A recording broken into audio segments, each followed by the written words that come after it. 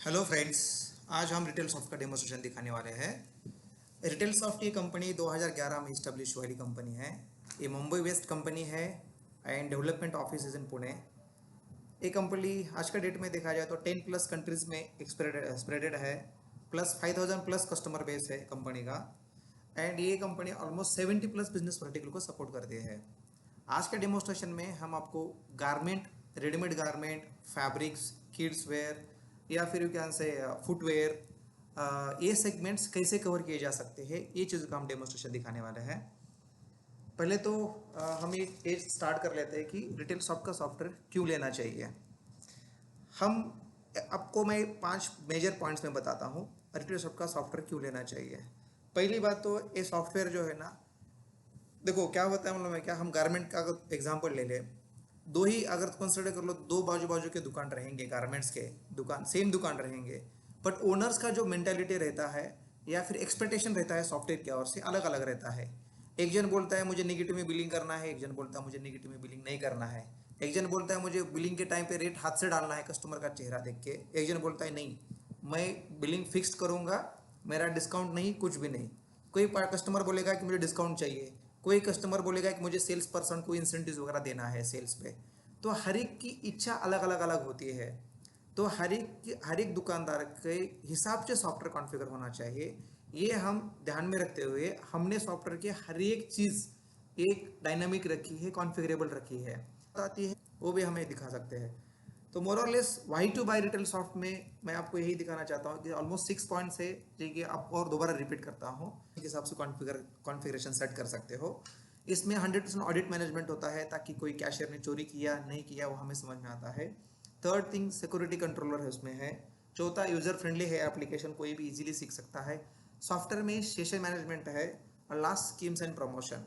उसके अलावा accounting and GST filing तक का सब चीज़ का प्रोविजन दिया है। ई इनवाइसिंग, ई वे बिल, हर एक चीज़ हमने इसमें दे दिया है। 6 पॉइंट्स मैं प्रैक्टिकली आपको दिखा देता हूँ। पहले स्टार्ट करते हैं, हमारा एप्लीकेशन डायनेमिक जो मैंने बोला कैसा डायनेमिक है। कंसिडर कर लो कि हमने एक इनोवेटिवली प्रोडक्ट डेवलप किया है जिसमें स्क्रीन लेआउट बोल के ऑप्शन है। मैं अगर मेरा दुकान है, जो भी मेरे मेन्यूज हो, कस्टमर मास्टर हो, सप्लायर मास्टर हो, हर एक मेनू में मुझे कौन से फील्ड्स चाहिए, कौन से फील्ड्स नहीं चाहिए, मैं वैसा सेट कर सकता हूँ। ये वो मेरा आइटम मास्टर है, कंसिडर कर लो। अब एक आधा कस्टमर बोलता है मेरा मुझे ई एन कोड भी यूज़ करना है, तो ई एन कोड का वाला मैंने इनेबल कर दिया। मुझे लगता है ये वो एच एस एन कोड मुझे जो है ना, ई एन कोड मुझे एम आर पी के बाद में रखना है, तो मैं एम आर पी बाद में रख सकता हूँ लाइकवाइज। तो मुझे अरेंज जैसा करना है कॉलम, मैं अरेंज कर सकता हूँ, पहली बात। दूसरी बात, मुझे एक आधा फील्ड का नाम मुझे चेंज करना है, तो मैं फील्ड का नाम इसको चेंज कर सकता हूँ, प्रोडक्ट नेम।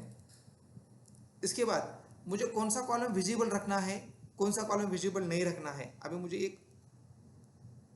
मुझे a rate include of taxes का कॉलम इनेबल नहीं रखना है, तो मैं इसको निकाल दूंगा ऐसा। फोकस क्या होता है, जब मैं एक आधी चीज़ एंटर कर रहा हूँ, तो जैसे जैसे मैं एंटर करूँगा तो मेरा फोकस कहाँ कहाँ पे जाना चाहिए, तो मैं ये फोकस सेट कर सकता हूँ। मैं बोलूँगा नाम के बाद एच एस कोड पे जाना चाहिए, जीएसटी परसेंट पे जाना चाहिए, कॉस्ट सेलिंग एमआरपी पे जाना चाहिए, और ई एन कोड पे जाना नहीं चाहिए। अगर मैंने ऐसे सेट कर दिया, तो जब सॉफ्टवेयर में बकायदा प्रोडक्ट मास्टर क्रिएट करूँगा तो वो टाइम पे ये मेरा क्या होगा कि ई एन कोड पे मेरा कर्सर जाएगा ना, डायरेक्ट लोग किधर जाएगा, इन्वेंटरी टाइप पे चला जाएगा लाइक। तो मैं ये हर एक स्क्रीन के लिए, अभी फॉर एग्जांपल ये मेरा आइटम मास्टर का स्क्रीन हो गया, मैं अभी सेल्स एंट्री का स्क्रीन लेता हूँ। सेल्स एंट्री स्क्रीन में अगर मुझे कौन से कॉलम्स मुझे दिखाना है, कंसिडर कर लो कि मेरा सेल्स एंट्री है। सेल्स एंट्री की स्क्रीन पे मुझे कौन से कॉलम्स दिखाने हैं, कौन से कॉलम दिखाने नहीं है। फॉर एग्जांपल अभी इसमें भी सेम ही कर सकते हैं। अभी मुझे सेलिंग प्राइस की जगह मुझे इधर रेट लिखना है, मैं रेट लिख दिया, कॉलम का नाम चेंज कर दिया। मुझे कंसिडर कर लो मेरे फ्री क्वांटिटी का कॉलम चाहिए और मुझे क्वांटिटी के बाद में रखना है, तो मैं रख सकता हूँ लाइकवाइज। अब इसमें मुझे एमआरपी के पहले रेट चाहिए, मैं कॉलम अरेंज कर दिया।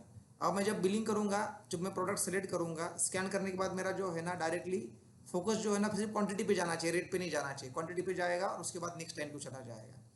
इसके अलावा हमने इसमें क्या दिया है, कंसिडर करो मुझे फ्री क्वांटिटी का कॉलम है, मुझे इतना लंबा नहीं चाहिए, मुझे मैक्सिमम उसको छोटा करना है, तो मैं कॉलम का विड्थ कम कर सकता हूँ लाइकवाइज। अभी मेरे कॉलम का विड्थ थोड़ा कम हो गया है, देखो। लाइकवाइज जो कॉलम का मुझे विड्थ बढ़ाना है, कॉलम का विड्थ कम करना है, ज़्यादा करना है, जो भी करना है, मैं मेरी मर्जी के हिसाब से कर सकता हूँ, ताकि मेरे सॉफ्टवेयर मेरे हिसाब से चलना चाहिए, ना ही कि सॉफ्टवेयर के हिसाब से आप चले। ठीक है। तो अभी जैसे मैंने ये स्क्रीन मेरा एज इट इज़ कॉन्फ़िगरेबल होगा बिलिंग स्क्रीन पे। मैं अभी इसमें क्या atom name, atom quantity, free quantity, rate वगैरह रखा है मैंने। अगर मैं बिलिंग स्क्रीन पे जाऊंगा तो ये आराम से मुझे ऐसा ही कॉन्फ़िगरेशन दिखेगा। तो ये चीज़ हम हर एक ट्रांजेक्शन स्क्रीन के लिए कर सकते हो, परचेस के लिए कर सकते हो, सेल्स के लिए कर सकते हो, चालान के लिए करना है कर सकते हो, जिसमें चाहिए उसमें कर सकते हो। मतलब हर एक स्क्रीन के लिए ये स्क्रीन लेआउट दे दिया है। आपको जो चाहिए, परचेस में मुझे फ्री कॉलम चाहिए, मैंने इनेबल कर दिया। फोकस परचेस पे जाना चाहिए, कॉस्ट पे जाना चाहिए, सेलिंग पे जाना चाहिए, एमआरपी पे जाना चाहिए, रख दिया। मैंने सेव, परचेस पे मेरे कॉलम्स ऐसे रहेंगे लाइक वाइज। तो मुझे जो रखना है मैं रख सकता हूँ, जो नहीं रखना है मैं नहीं रख सकता। अभी मैंने सेटिंग कर दिया। तो ये हो गया मेरा हाईली कॉन्फ़िगरेबल एप्लीकेशन, जिसमें मैं हर एक स्क्रीन में मेरे हिसाब से नाम नाम दे सकता हूँ, कॉलम कम ज़्यादा कर सकता हूँ, कॉलम में अरेंज कर सकता हूँ या फोकस में सेट कर सकता हूँ। इसके अलावा मेरा आगे का पॉइंट्स होता है इम्पोर्टेंट। मुझे ऑडिट के लिए, ठीक है, सॉफ्टवेयर में ऑडिट, सेकंड पॉइंट जो है ऑडिट मैनेजमेंट का। ऑडिट मैनेजमेंट में क्या होता है? ऑडिट मैनेजमेंट मतलब क्या? बिलिंग काउंटर पे अभी मैं क्या करता हूँ, पहले तो क्या हम अभी ऑडिट मैनेजमेंट देखेंगे। ऑडिट मैनेजमेंट में क्या होता है कि अभी मेरा बिलिंग स्क्रीन है, कैशियर कैशियर कभी जब भी स्टार्ट करेगा तो डायरेक्टली बिलिंग नहीं कर सकेगा वो। पहले जो सॉफ्टवेयर चालू करेगा तो उसको कंपलसरीली है सेशन स्टार्ट करना।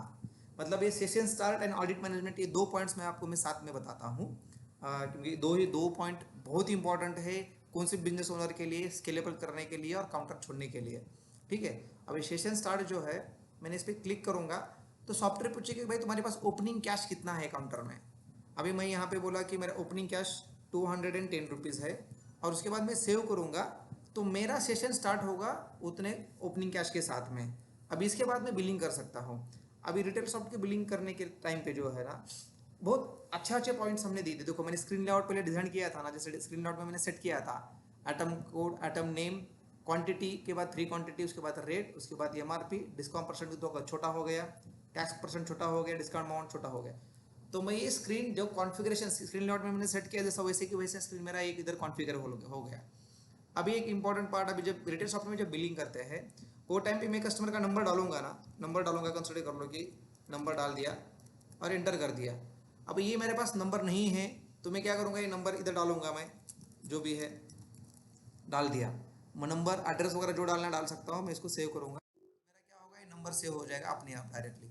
अगर ये मेरा नंबर सेव होता तो क्या होता, ऑटोमेटिकली मेरा कस्टमर सेलेक्ट हो जाता था।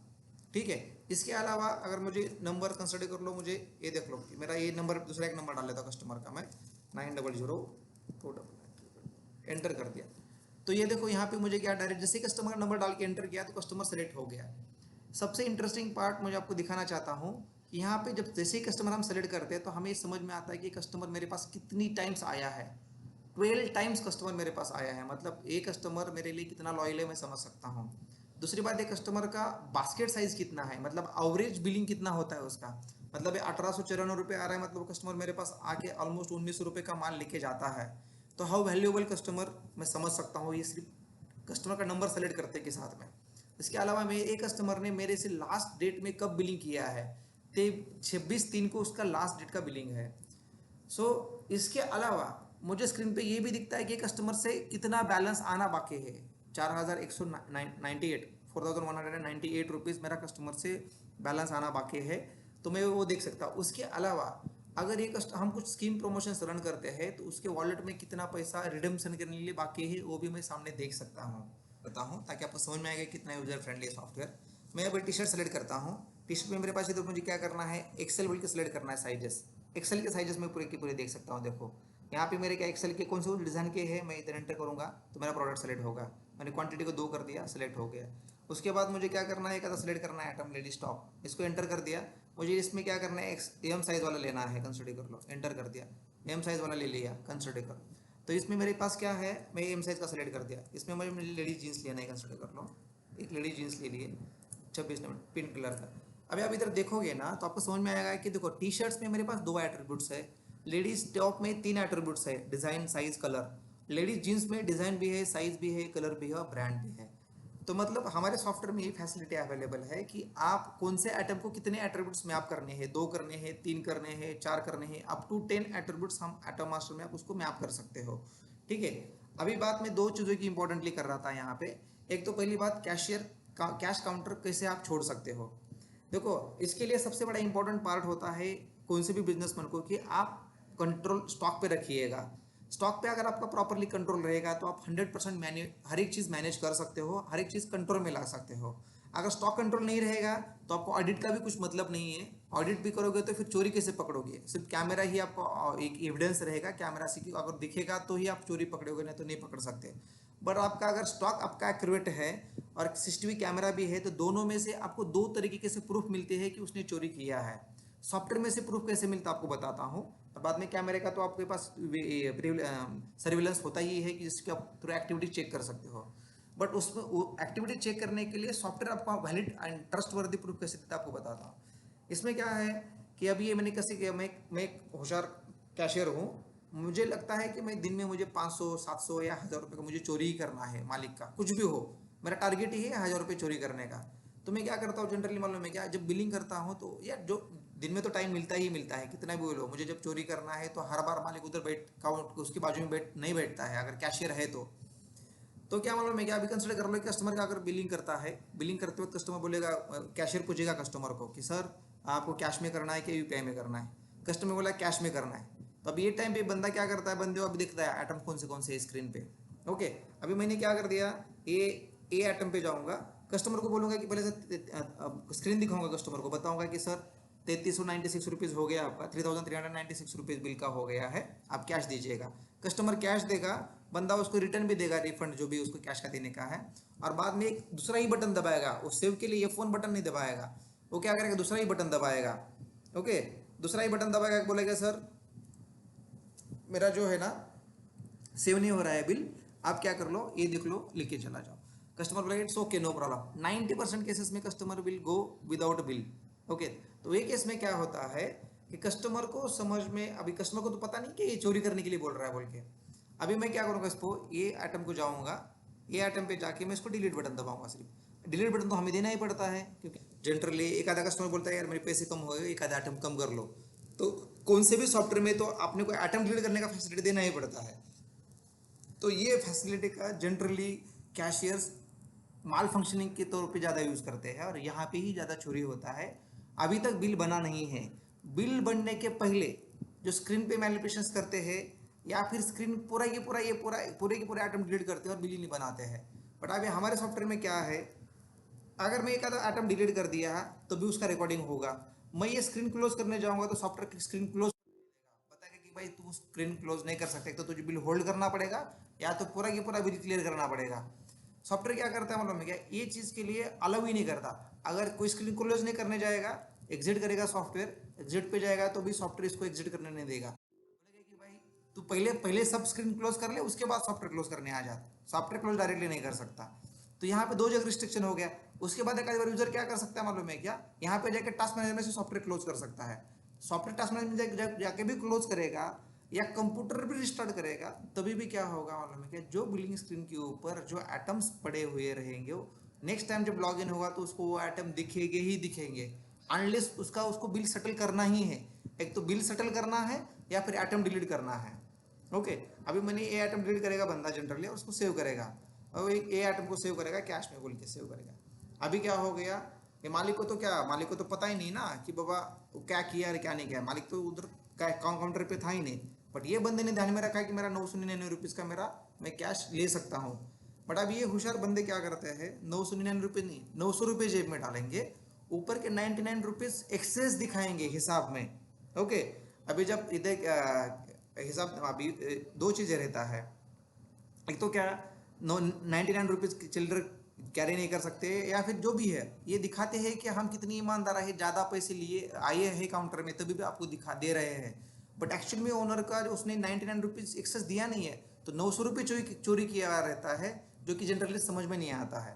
बट हमने इसलिए क्या किया मालूम है कि बिल सेव करने के पहले हमने क्लियर कट यहाँ पे ऑडिट ट्रायल दे दिया है, जिसमें आपको सीधा तौर पे आप आज के डेट में सिर्फ इसको लोड करना है। ओनर को क्या करना है, सिर्फ वो आज के डेट में उसने क्या किया है वो चीज़ को उसको सिर्फ लोड करना है। अब इधर दिख रहा है कि 23 अप्रैल को मॉर्निंग से लेके आज तक कौन से आइटम डिलीट हुए। देखो मैं 1:02 को आइटम डिलीट किया था, तो ये मेरा लेडीज जीन्स था, एक क्वांटिटी था 999 इज अ नेट अमाउंट। कौन से यूजर ने डिलीट किया था, यूजर नेम एडमिन, कौन से कंप्यूटर से डिलीट किया था, मुझे ये 100% समझ में आता है। तो ये चीज़ क्या होगी मालूम है क्या, ये मेरे एक तरह की चोरी होगी। मैंने क्या आइटम स्कैन किए थे, कस्टमर को बोला, मैं कुछ उल्टा सीधा बोल दिया, कस्टमर को झूठ बोल दिया और बोल दिया कि भाई तुम बिल नहीं से हो रहा है, कस्टमर को पैसा वापस दे दिया। एक और तरह की चोरी कौन सी होती है मालूम है क्या, अभी एक दूसरी तरह की चोरी ऐसी होती है कि मैं क्या करूँगा मालूम है क्या, अभी कंसिडर कर लो कि मेरा ये लेडीज जीन्स है और ये मैं करता हूँ, ये मेरे 2 क्वांटिटी करता हूँ, कंसिडर कर लो। अब ये मैं बिल ऐसे ही बनाऊंगा, उसको क्या करूँगा मालूम है कि उसको होल्ड पे डालूंगा। ओके, होल्ड पे डाल दिया। अभी ये क्या 2-4 घंटा होगा, 5 घंटा हो गया, अभी होल्ड पे दिख रहा है। अभी होल्ड पे बिल होगा तो मैं क्या करता हूँ, जाऊंगा तो ये बोलता है कि बिल पहले होल्ड का बिल का सेटलमेंट कर ले, तब तक तू नहीं कर सकता। मैं इसको रिकॉल करूंगा। अब रिकॉल करने के बाद क्या हुआ था, मेरे पास पहले 2 क्वांटिटी थे। अभी इसको क्या करूंगा मालूम है कि ये मेरा कितना है 1998 रुपये का है। तो मैं इसको क्या करूंगा कि भाई 2 की जगह क्या करता हूँ, इसको ये करता हूँ और ये बिल को सेव कर लेता हूँ। तो मैंने होल्ड डाल के, होल्ड भी डाला था तो टाइम पे बिल बनाया नहीं, होल्ड डाल दिया, उसको रिकॉल करके क्वांटिटी कम ज़्यादा कर दिए और मैंने क्या किया 2 की जगह ये क्वांटिटी कर दी। तो ये चीज़ का भी अपने पास ऑडिट होता है कि क्वांटिटी कम ज़्यादा किया है क्या, इसमें लिए आता है इधर ऑडिट रिपोर्ट, पहले क्या क्वांटिटी था और अभी क्या क्वांटिटी है, ये चीज़ का भी अपने को ऑडिट ट्रायल मिलता है। बिल सेव करने के पहले का बात कर रहा हूँ मैं। ये देखो, ये लेडीज टॉप है, पहले क्या ये ग्रीन ब्लू बोले तो बिफोर वैल्यूज है, ये 2 क्वांटिटी था, मेरा बिल वैल्यू कितना था, ये था, ये यूजर ने किया था, ये पोस्ट मशीन से किया था, ये ऐसा होल्ड किया था उसने। आफ्टर मतलब रेड है, यहाँ पे क्या हो गया, ये 2 की जगह मेरी एक क्वांटिटी हो गई है। मतलब अगर क्वांटिटी भी कम ज़्यादा करना हो तो दिखता है, देखो एक क्वांटिटी एडिट किया है उसने, क्वांटिटी मॉडिफाई किया है, इसलिए एडिट सेव दिखा रहा है। करेक्ट।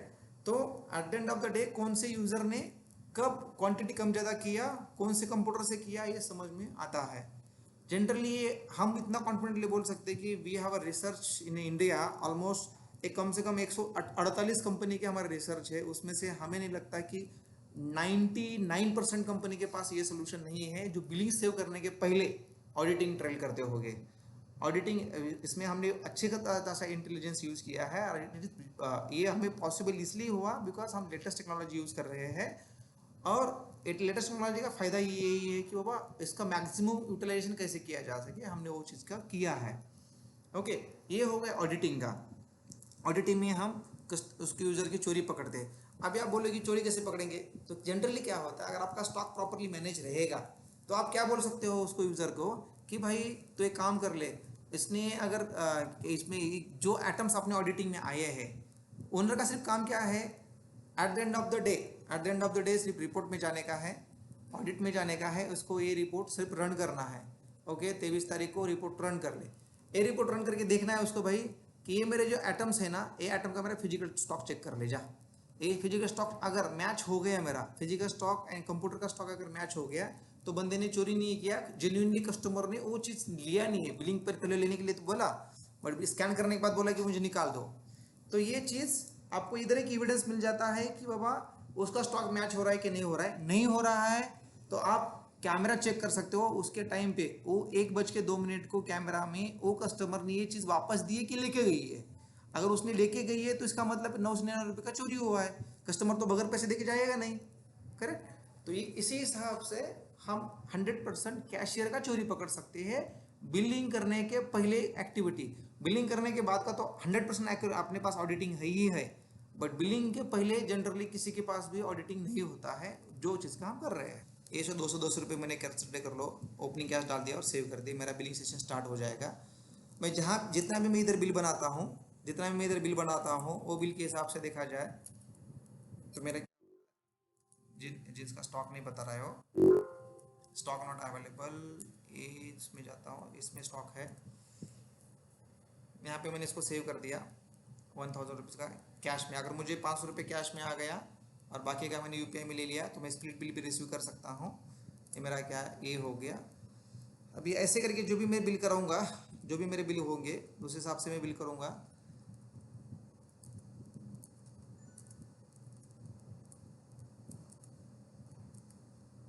लाइकवाइज मैं इसको अभी सेव करता हूँ, ये भी कैश में सेव करता हूँ, कंसिडर कर लो।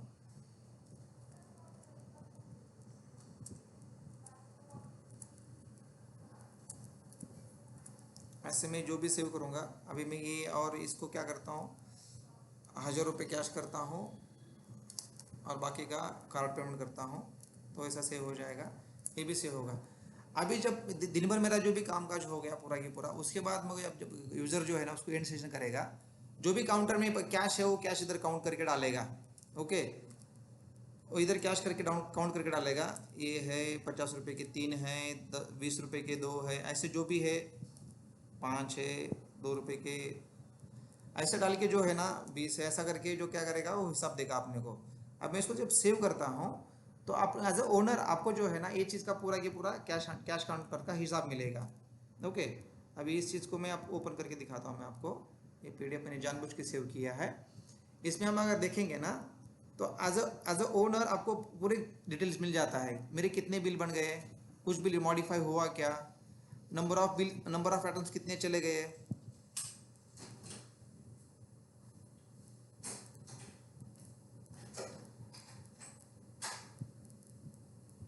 ये देखो एज ओनर को जो है ना इसमें आपको पूरा हिसाब, आपको पूरा की पूरा एक पर्ची में हिसाब मिल जाता है कि कौन से डेट का बिल है, कौन से टाइम का है, कौन से मशीन का है, कॉस्ट नहीं मतलब कंप्यूटर का, कौन से यूज़र का है, नंबर ऑफ आज कितने बिल बन गए, उसमें कुछ बिल मॉडिफाई हो गए, इधर भी आपने को समझ में आता है कि कुछ बिल मॉडिफाई किए हैं क्या, कितने आइटम्स गए हैं, ये कितना सेल हुआ है टोटल आज के दिन में, कुछ रिटर्न हुआ है क्या, नेट सेल कितना है, कितने बिल्स को डिस्काउंट दिया है और वो बिल का डिस्काउंट का टोटल अमाउंट कितना है, ये मैं इधर समझ सकता हूँ। GST कितना कलेक्ट किया, सेल्स ऑर्डर का कुछ एडवांस में आया है क्या, कैश में मेरा बिजनेस इतना हुआ है, कार्ड में कितना हुआ है, UPI में कितना हुआ, मुझे इतना समझ में आता है। राइट, अभी इधर टोटल मेरा 4,007 रुपये का मेरा टोटल बिजनेस हो गया। इसमें यहाँ पे मेरे पूरे के टेंडर है 20 2 रुपये के 20 नोट है, लाइक 10 रुपये के जो भी रुपीज़ है। यहाँ पे मेरे कैश इन हैंड में 1,708 रुपये आ गया बराबर। अभी ओपनिंग कैश मेरा 210 है। राइट, कैश सेल मेरा कितना हुआ है 3,029 रुपये का, तो मेरा कैश सेल हुआ है, मतलब मेरा कैश सेल 3,029 प्लस 210 अगर मैं करूँगा तो मेरा ये कितना होता है 3,239 रुपये मेरा कैश आना चाहिए। बट मुझे यहाँ पे कितना दिखा रहा है, इधर मुझे दिख रहा है शॉर्ट अमाउंट दिखा रहा है। मतलब बाबा ये पैसा मेरा गया कहाँ पे, सॉफ्टवेयर तो बता रहा है कि बिजनेस मेरा जो हुआ है 3,239 रुपये मेरा आना चाहिए कैश, बट तुम्हारा कैश गया कहाँ पे। और तो ये आप आपके कैशियर को पूछ सकते हो, तो आपको इमीडिएटली समझ आता है कि कैश शॉर्ट आ गया, एक्सेस आया, मैच आ गया। तो ये हमेशा मैच ही होना चाहिए, तब जाके आपका काउंटर का हिसाब मैच हुआ ऐसा कंसिडर कर सकते हैं। ये इट्स वेरी इंपॉर्टेंट कि सेशन मैनेजमेंट के हिसाब से आप हिसाब लेना बहुत जरूरी है, उसमें आपने को सब क्लैरिटी आ जाता है कि कैसे बिजनेस हुआ क्या नहीं हुआ।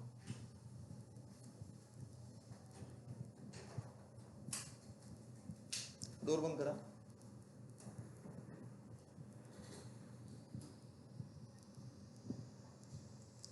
एंड सेशन करने के बाद जब तक हम सेशन स्टार्ट नहीं करते तब तक नेक्स्ट बिलिंग चालू नहीं हो सकता है। ये वेब ऑर्डर इसलिए अगर ऑनलाइन ऑर्डरिंग अगर आपको आता है तो ऑनलाइन ऑर्डरिंग इधर से आप सेलेक्ट कर सकते हो। ये हो गया मेरा दूसरा पॉइंट जो आपको मैंने प्रैक्टिकली दिखाया सेशन मैनेजमेंट का सॉफ्टवेयर में। ऑडिट हो गया, कॉन्फ़िगरेशन हो गया, सेशन मैनेजमेंट हो गया। उसके बाद आती है इंपॉर्टेंटली सिक्योरिटी कंट्रोलर और की सेटिंग्स। यूजर प्रिविलेजेस में हमने क्या किया मालूम है क्या, कौन से रोल को, एडमिन है रोल, ब्रांच मैनेजर है, कैशियर है, जो भी है हर एक रोल के लिए आप कॉन्फ़िगरेशन सेट कर सकते हो। अभी ब्रांच मैनेजर को कौन से स्क्रीन दिखनी चाहिए इधर मैं सेट कर सकता हूँ सिंपली, और कौन से स्क्रीन में तो कौन से बटन चाहिए उसको। अभी कंसे करो मैंने सेल्स एंट्री स्क्रीन पे जो नीचे बटन से आपको दिखा रहा हूँ प्रैक्टिकली, एक मिनट।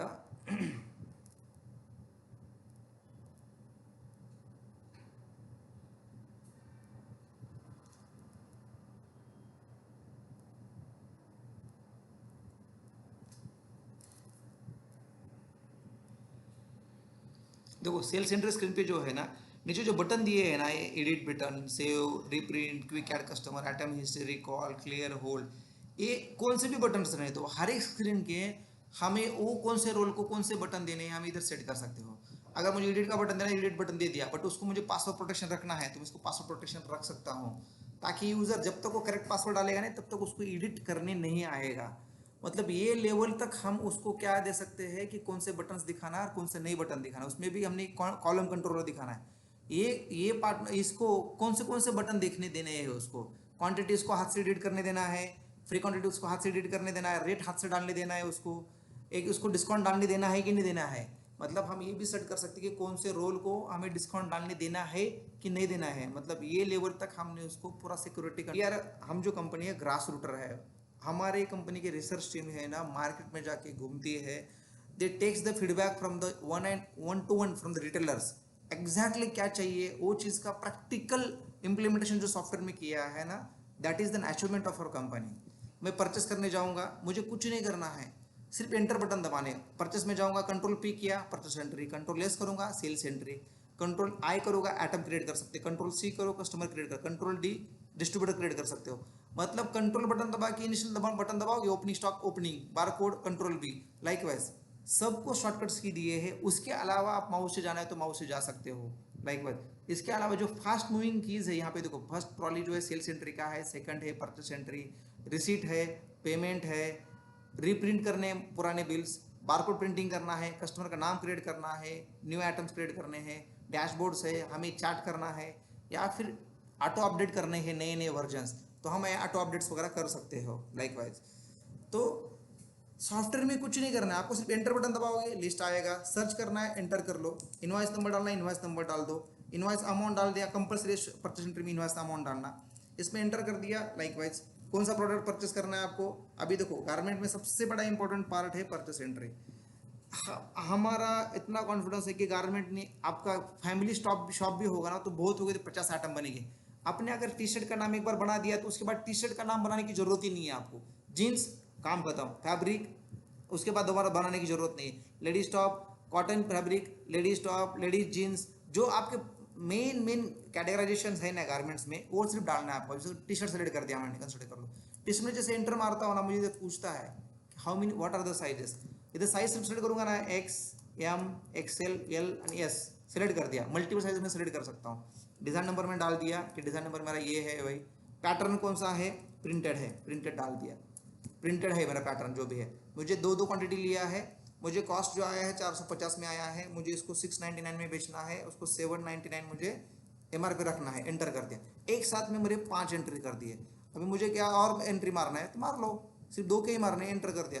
दूसरा डिज़ाइन है ये, एंटर कर दिया, मेरा प्लेन कर दिया मैंने पैटर्न जो भी है, दो क्वांटिटी लिया है, ये मेरा 350 रुपये का है, मुझे इसको 599 में बेचना है जो भी लाइकवाइज।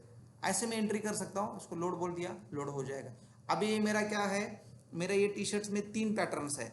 अभी मैं बोलूँगा कि मुझे ना टी शर्ट नहीं चाहिए, मुझे और क्या चाहिए, कंसिडर कर लो जीन्स चाहिए सिर्फ। जीन्स में मुझे क्या करना है मालूम है क्या, ओनली मेरी डिज़ाइन एंड साइज़ है, तो यहाँ पे मैं साइज देखो, इसमें क्या, जीन्स में मेरे साइजेस कौन से आ गए, पूरे के पूरे जीन्स रिलेटेड साइजेस आ गए।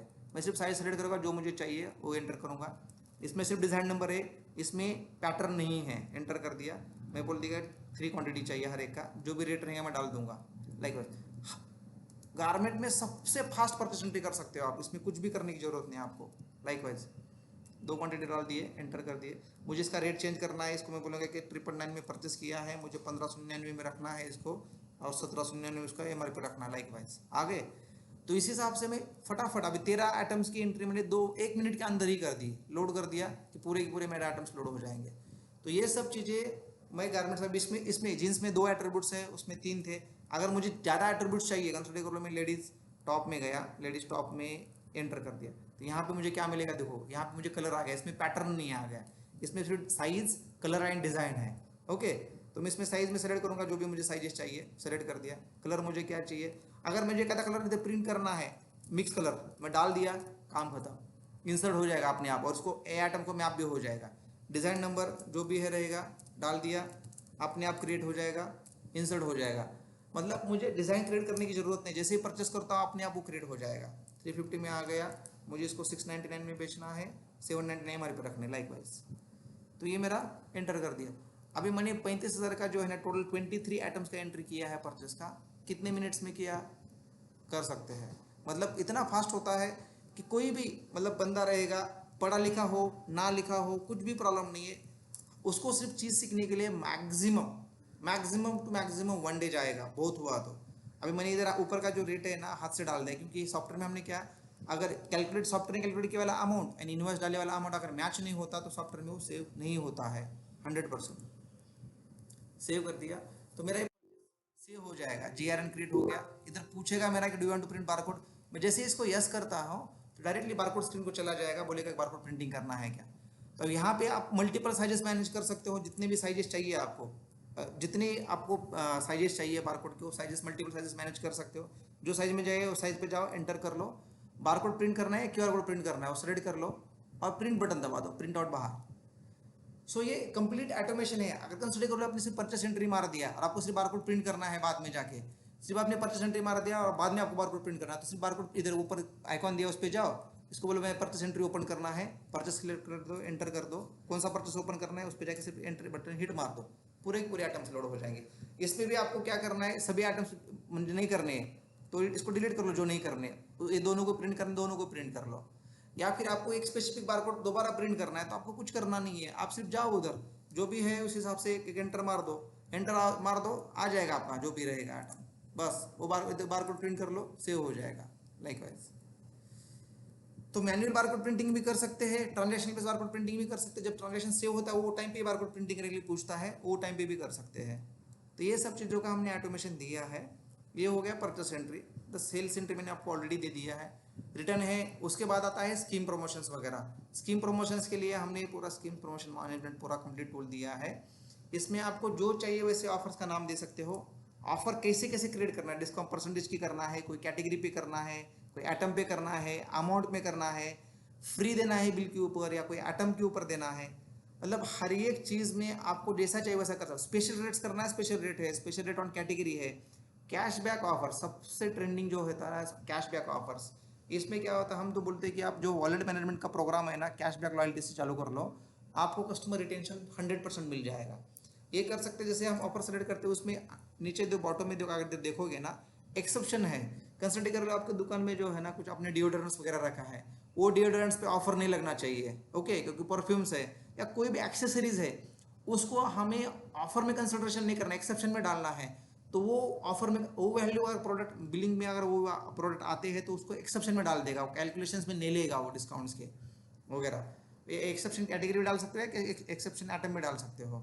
इसके अलावा आप यहाँ पे जो है ना बिलिंग के टाइम पे ऑफर देना चाहिए कि नहीं देना चाहिए, प्रॉम्प्ट पूछना चाहिए कि यस और नो करके रखा तो प्रॉम्प्ट पूछेगा, नहीं तो नहीं रखेगा। लाइकवाइज स्प्रेड ऑफर रखना है, बाय 1 गेट 1 फ्री, अगर बाय 2 किया तो गेट 2 फ्री होना चाहिए कि नहीं होना चाहिए वो सेट कर सकते हो। पहले कुछ स्पेसिफिक कस्टमर को देना है तो specific customer, first and customer, दुकान नहीं ओपन किया पहले 1000 कस्टमर को डिस्काउंट देना है तो वही ऑफर लगेगा। जब तक स्टॉक है तब तक ये ऑफर लगना चाहिए। फ्रॉम डेट टू डेट, ये तारीख से लेके वो तारीख तक मुझे ऑफर लगना चाहिए, मैं सेट कर सकता हूँ ये तारीख तक लगना चाहिए। हैप्पी डेज रख सकता हूँ, संडे मंडे ट्यूसडे वेंसडे, कौन से डेट को ऑफर लगनी चाहिए मैं ये डे भी सिलेक्ट कर सकता हूँ, जो करना है उस हिसाब से। अगर मुझे डे नहीं सिलेक्ट करना, मुझे हैप्पी आवर सिलेक्ट करना है, ये तारीख से लेके वो तारीख तक, दोपहर 12 बजे से लेके वो दोपहर 3 तक मुझे क्या करना है, मुझे ऑफर लगना चाहिए, तो मैं इधर डाल सकता हूँ 03 बजे तक चलेगा ये ऑफर। लाइकवाइज तो दोपहर से लेके जो भी रहेगा AM PM चेंज कर सकता हूँ, जो भी है उस हिसाब से। तो ये ऑफर मैनेजमेंट का भी कंप्लीटली पैकेज दे दिया है, आपको जैसा चाहिए वैसा आप मैनेज कर सकते हो। उसके अलावा सबसे बड़ा इंटरेस्टिंग फैक्टर मैं आगे का बताता हूँ। मैंने तो अभी जो आपको मैंने main why to buy retail software point बताए थे उसमें से 6 पॉइंट्स वो सब आपको प्रैक्टिकली दिखा दिए। उसके अलावा एडिशनल पॉइंट्स जो है ना हमारे पास प्राइस लेवल सेटअप में जो बोल के ना हमने ऑन फ्लाई रेट आप कभी भी चेंज कर सकते, कितने भी आइटम्स को। मैं बोलूँगा कि पूरे के पूरे आइटम्स को लोड करना है तो पूरे के पूरे आइटम्स को लोड कर सकता हूँ मैं यहाँ पे। पूरे के पूरे मेरे कंप्लीट मेरे पास जितने भी प्रोडक्ट्स रहेंगे 200 400 500 पूरे दुकान के 1000 प्रोडक्ट्स रहने दो, पूरे के पूरे प्रोडक्ट्स में क्या करूँ इधर लोड करूँगा। प्रोडक्ट लोड करने के बाद मुझे क्या करना है, मुझे उसको सिर्फ क्या करना है, मुझे प्राइस चेंज करनी है। जनरली गारमेंट्स में ये चीज़ लगता नहीं है, बट कभी कभी अगर अभी टैक्सेस में जनरली ये चीज़ बारकोड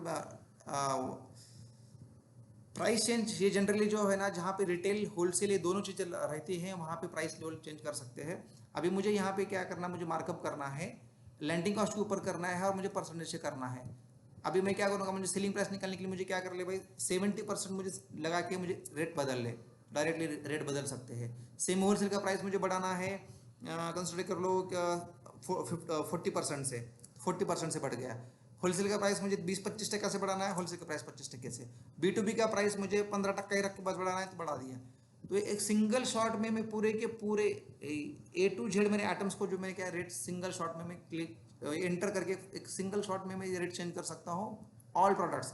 और उसके अलावा कैटेगराइजेशन भी दिया है हमने फिल्ट्रेशन में, कैटेगरी के हिसाब से चेंज कर सकते हो, मतलब आपको जो रेट चेंज करना है उस हिसाब से रेट चेंज कर सकते हो, टाइप सेलेक्ट कर सकते हो, अलग अलग फिल्टर दिए हैं हमने आपको, जैसा चाहिए वैसा फिल्टर यूज कर सकते हो, या फिर ये इनवॉइस रेज कर सकते हो। फिर उसके आगे जाके आप फार्मूला, हम तो बोलते हैं कि बाबा हम आप 100% ऑटोमेशन कर दो, फार्मूले बना के रख दो, जब भी परचेस एंटर करेगा तो आपको परचेस मैनेजर को बताने की जरूरत नहीं कितना रेट रखना है, सॉफ्टवेयर अपने आप फार्मूला के हिसाब से रेट कैलकुलेट करेगा सेलिंग प्राइस का। इसके अलावा फ्रॉम क्वांटिटी टू क्वांटिटी, मतलब एक क्वांटिटी लिया तो ये इतना रेट, 5 क्वांटिटी लिया तो उतना रेट, 10 क्वांटिटी लिया तो ये रेट, ये लगाने का भी ऑप्शन देना, तो ये भी रेट आप इधर from quantity to semi wholesale का from quantity to quantity, wholesale का फ्रॉम क्वांटिटी टू क्वांटिटी, ये आप सेट कर सकते हो क्वांटिटी बेस भी। ये भी एकदम बेहतरीन फीचर है। जनरली ये ऑन फ्लाई रेट चेंज करना फंक्शनलिटी, जनरली कोई बोलता है कि एक्सेल में से इंपोर्ट करके अपडेट कर लो, इट्स नॉट नेसेसरी, हमारे इसमें completely on fly rate change कर सकते हो कभी भी करना है तो, ठीक है, ये भी एडिशनल फीचर है। उसके अलावा प्रोडक्शंस वगैरह के हमने दे दिया है, प्रोडक्शंस वगैरह बीओएम कॉन्फ़िगरेशन, प्रोडक्शन है, फिनिश प्लान है, मिक्सचर है, प्रोडक्ट पैक वगैरह है, अकाउंटिंग कंप्लीट दिया है, बिल वाइज पेमेंट है, सिंगल पेमेंट, एक्सपेंस एंट्री में रिकंसिलेशन तक का पूरा ऑटोमेशन दिया है, मतलब आप पूरा कंप्लीट अकाउंटिंग मैनेज कर सकते हो। उसके अलावा हम व्हाट्सएप इंटीग्रेशन देते हैं, टैली इंटीग्रेशन टूल है, टैली इंटीग्रेशन आप यूज़ कर सकते हो, क्लाउड बैकअप इंटीग्रेशन करना, क्लाउड बैकअप इंटीग्रेशन कर सकते हो, जो चीज़ आपको चाहिए उस हिसाब से आप उस सॉफ्टवेयर में 100% मैनेज कर सकते हो। इस तरह से एक्चुअली देखा जाए तो रिटेल सॉफ्ट जो सोल्यूशन हमने डेवलप किया है ये completely output of market research है, मार्केट में ग्राउंड लेवल पे जाके हमने जो काम किया है वो काम का ये कंप्लीट आउटपुट है। तभी भी अभी मोर और लेस मैंने ये ऑनलाइन डेमोस्ट्रेशन में ये कोशिश की है कि मैक्सिमम चीज़ें कवर कर सकेंगे, ये कवर कर दिए है।